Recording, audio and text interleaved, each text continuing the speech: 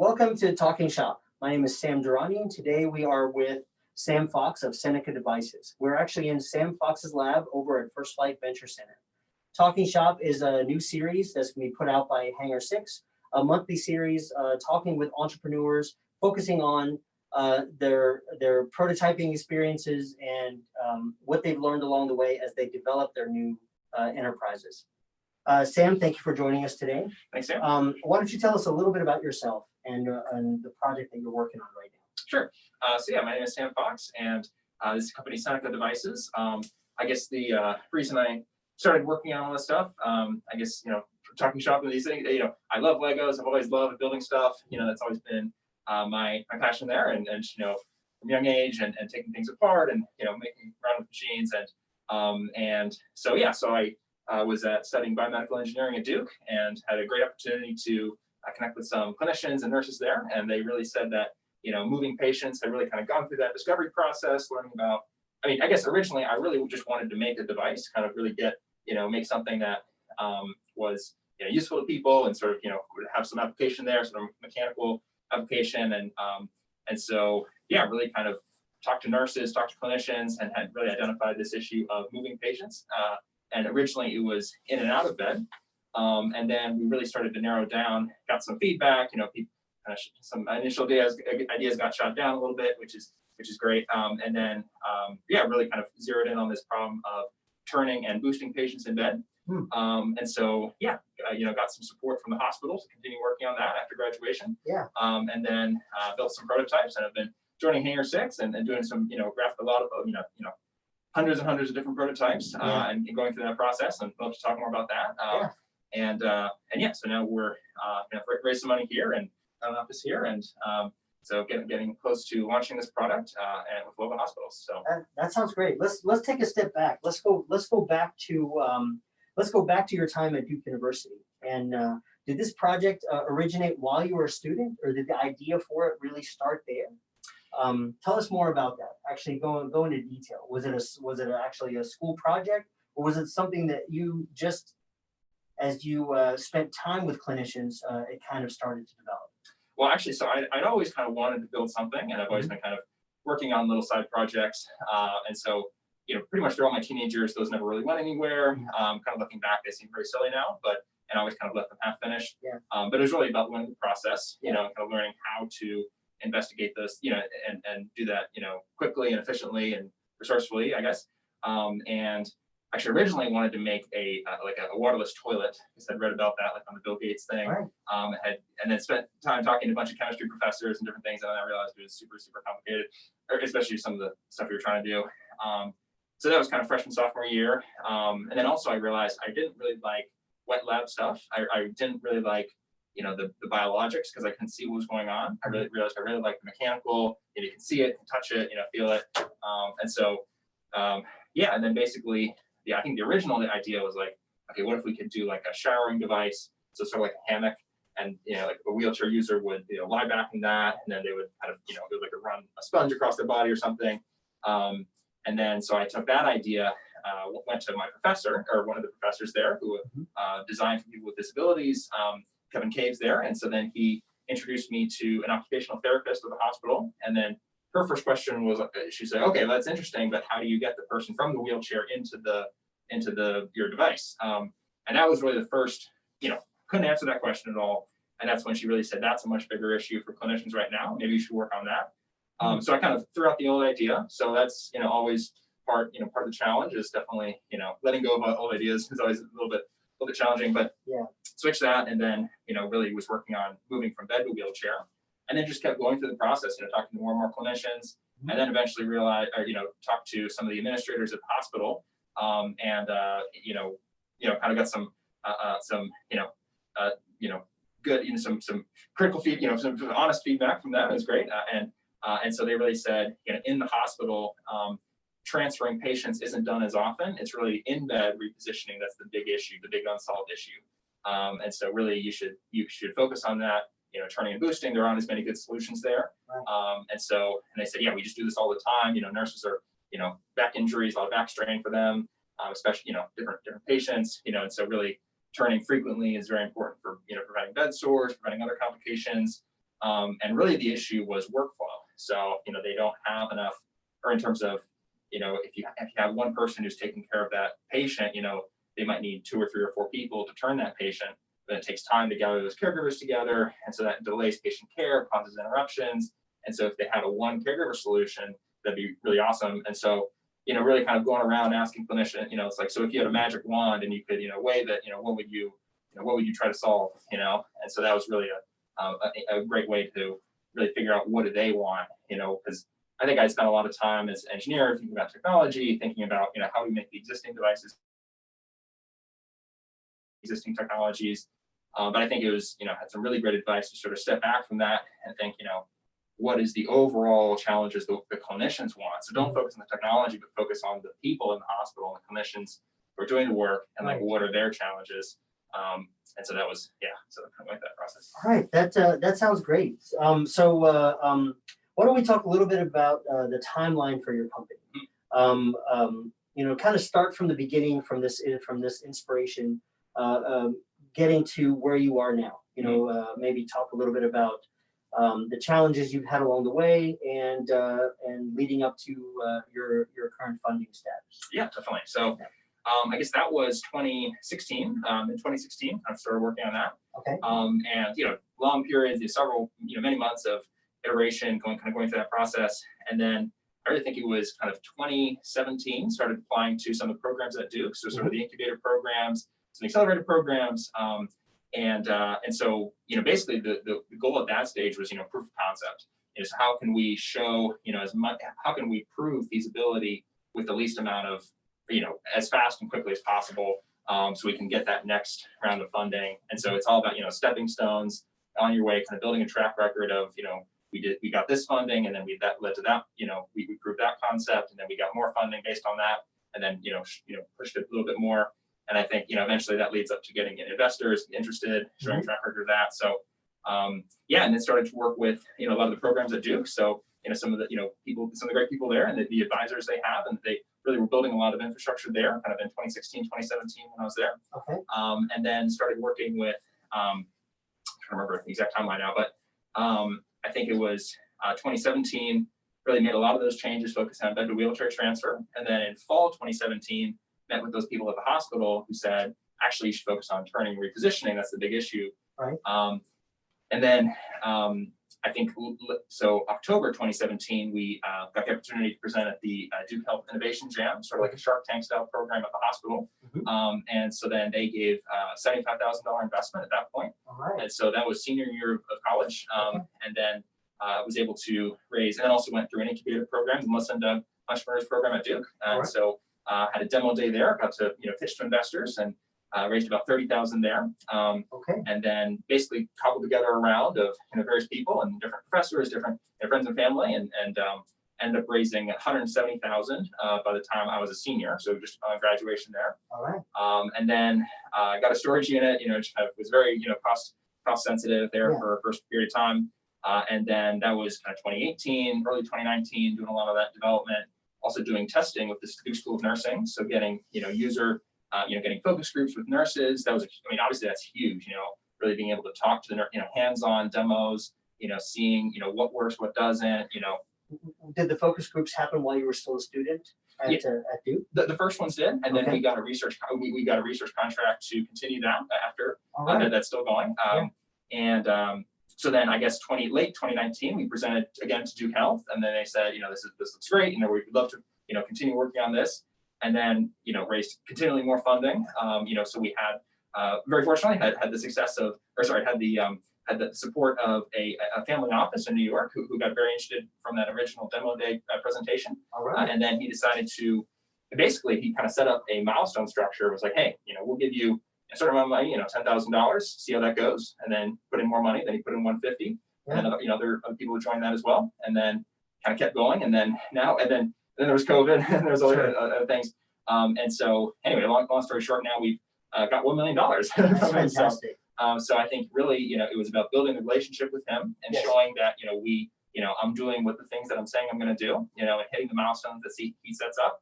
And I think the big thing is, he knows there's going to be setbacks. He's experienced with this. Everyone knows there's going to be setbacks, but it's all just about, getting up and keeping going, and just kind of getting over those setbacks and then keeping forward progress. And I think that really builds trust, and ultimately about getting investor money is really just about building a very close relationship with those people, and obviously getting them very excited about the opportunity and their ability to execute on that. That's really exciting. Can you tell me obviously Hangar 6 is really focused on physical prototyping and the iterative designs required for entrepreneurs to be successful. Tell me kind of how you started out when you after you had decided that a repositioning system was what you wanted to work on. So where did you do your initial physical prototyping, and how did you find your way to Hangar 6? Yeah, definitely. So originally I was working at the basically Duke Makerspace, so it's the basement of Gross Hall, and that was a space they set up for students, and had a locker there. Was basically doing welding inflatable tubes with polyurethane and a kind of soldering iron and some aluminum foil, and that was decently good, but that was kind of slow going. And then was in a storage unit for a little while, kind of after I graduated. Very low cost there. Also, we needed good space for getting the hospital bed in there, so there's a bit of logistical needs there. And then I had a sewing machine in there. I had a heat sealing machine. Was making the inflatable cushions. Was sewing stuff, but it was just a lot of maintenance, just a lot of different things. Just the machine would break all the time, and really started to get some major challenges with. I was just spending so much of my time. I guess part of the point is that there's easier ways to do things and harder ways to do things, and I think we were talking about this example of like this tubing holder. I think the original idea came to you, or I was trying to make this system so we could hold these tubing mounts in place, and then have this thing for the pendant, and you put it there, have this near the bed, and kind of figure out how to users use this and everything. So I was thinking, okay, we can have like a metal bracket here and drill holes in that, and then we'd mount it to another bracket, and then different things here. But then I came in, I started drilling that. We were and then it was steel. It was a lot of and very challenging. And then you kind of then you're like, hey, actually we could just do acrylic, laser cut acrylic, and then bend it, and this took you way faster. And we got the same amount of information out of it, which is seeing how users use this and how they put it on the bed. And so I think that's one of the big things I learned is, there are many different ways to prototype, but really you're just trying to get information out of that prototype, and that's the big thing you want in terms of your design. And so, just figuring out what's the fastest and easiest way to get that information. There's harder ways and there's easier ways. Yes. And so I think anyway, so the logistical needs sort of kept accelerating, kept growing. And then eventually I met Emil here, and we started going, and then started seeing here, and then saw the Hangar 6 space and the industrial sewing machine you guys had, and the laser cutters, all the different machines there, and then basically just realized what a storage unit is. Those things, but so I think that was the really started to ramp up after that point, and doing, and then really got the prototype down. The amount of time it took me to make a full prototype, went from a couple weeks down to, I'd say, a few days. I mean, obviously I'm getting better at that, and I'm getting better at building those prototypes. But I think that's obviously a really critical thing is what is the iteration time for one of these things. So anyway, did I answer the question? Or yes, absolutely. Yeah. So now that would you still consider yourself kind of in the early R&D stage, or have you kind of settled in on a direction that you want to go, and now it's just about fine tuning that particular direction? So I would have said 6 months ago we were kind of very much in the core R&D phase, figuring out how to. I mean, we had established proof of concept, I would say, last year in terms of really showing that. The original customer needs analysis that we did with the nurses was they said, okay, we got especially patients of size, and turning them, they often slide. Instead, with the other turning devices, they try to turn them, but they just slide and hit the side rail, so they don't actually do a full turn there. Yes. And so hitting the side rail is a big issue. Also pulling patients up in bed, there are different friction things. The devices didn't really work together. Ease of use was the big thing. So I think early in 2019 we really validated that, okay, we can use inflatable cushions to turn them with a shift and kind of solve that issue. And then also we can boost them with a shift up in bed. So really showing that, we can use inflatable cushions to move the patient across the bed. So that's kind of the original proof of concept. But, there's many, many problems. So, in terms of, cleanability, how do you fit it on the bed? How do you fit it around the mattress? How do you make sure you don't interfere with any of the bed functions or mattress functions? How do you make it compatible with all the other workflows that they have in the ICU? So there are a lot of those challenges. And so I'd say, we really did the transfer to manufacturing kind of earlier this year. And I'd say now we're pretty close to done with the R&D. And I'd say we're doing finishing touches, figuring out some of the tubing and the usability, at this point, kind of finishing touches there. Yeah. So yeah, we should be ready to launch in first quarter. So wow, that's really exciting. Thank you. Right. And all the work that you're talking about now, that's all part of the original contract, the ongoing clinical research contract that you have with the hospital system? Yes. Yeah. So that's really allowed you to do hands-on work with the professionals who are going to be using this device. Okay. All right. That's fantastic. Yeah. And I'd say that, that's obviously super important. There's no way that anyone, these environments are really complicated, obviously. I mean, any user environment is really complicated. I think, there's no way that unless you have a lot of experience with the problem yourself, but you're really just trying to figure out, talking to a bunch of people, what is the most relevant information for them? What do they care about the most? Which features are most important? There are a lot of things that are not important. There's, a million things that are irrelevant to that design issue, but there are a few, or a number of pieces of information that are really, really important. And so that's kind of the big phase, is getting the design requirements correct, figuring out, what are all the must-have, what's the must-have list of features for this product in order for it to be, minimum viable product. So testing that with them, obviously, there's no substitute for it. You really can't.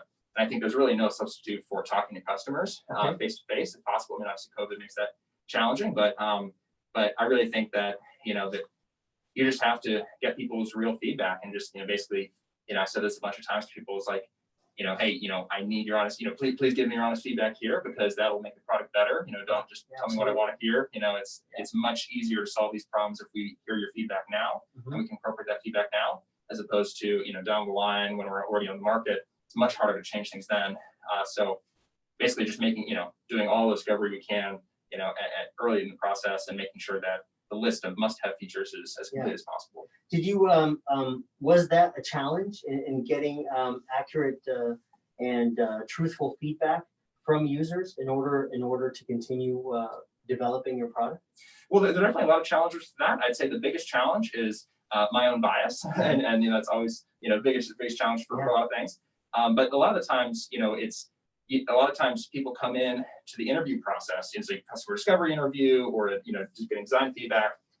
And I did this a lot earlier. I would kind of hear what I want to hear, and I hear the good parts, and I kind of ignore the bad parts. And it's pretty common. It's natural. And but I think the big thing is, where I really learned this from some of my key advisors, is especially in the early parts of the interview, asking very open-ended questions and not asking leading questions. So I would go into the clinicians and say, not tell them exactly what I'm working on, but say, I'm an engineering student, I'm working on a device potentially for, in your area. I would love to get your feedback on this. And then say, send an email, and then in the meeting say, what's your role? What are some of your responsibilities? And then, what are your top 3 or 5 challenges with patient care? What are your top 3 or 5 things? So just let them talk, and then hear that, really record that, and then a lot of follow-up questions, obviously, and then in the second half of the interview, then introducing my device, what I'm working on, and then my thoughts. And so that first part is very important to make sure I'm not biasing the answers or getting leading questions.